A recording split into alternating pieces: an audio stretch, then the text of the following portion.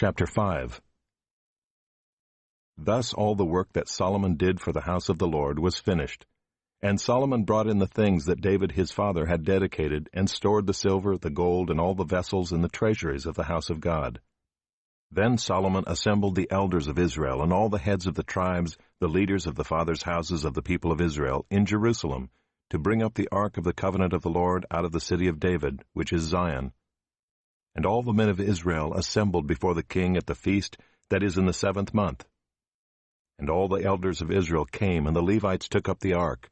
And they brought up the ark, the tent of meeting, and all the holy vessels that were in the tent. The Levitical priests brought them up. And King Solomon and all the congregation of Israel, who had assembled before him, were before the ark, sacrificing so many sheep and oxen that they could not be counted or numbered.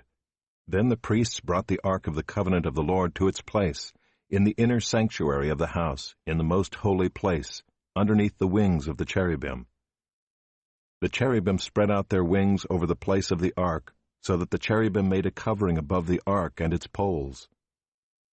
And the poles were so long that the ends of the poles were seen from the holy place before the inner sanctuary, but they could not be seen from outside.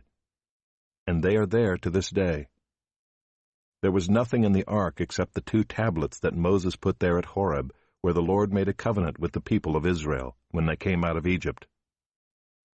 And when the priests came out of the holy place, for all the priests who were present had consecrated themselves without regard to their divisions, and all the Levitical singers, Asaph, Heman, and Jeduthun, their sons and kinsmen, arrayed in fine linen, with cymbals, harps, and lyres, stood east of the altar with 120 priests who were trumpeters. And it was the duty of the trumpeters and singers to make themselves heard in unison in praise and thanksgiving to the Lord. And when the song was raised, with trumpets and cymbals and other musical instruments, in praise to the Lord, for he is good, for his steadfast love endures forever. The house of the Lord, was filled with a cloud, so that the priests could not stand to minister because of the cloud, for the glory of the Lord filled the house of God.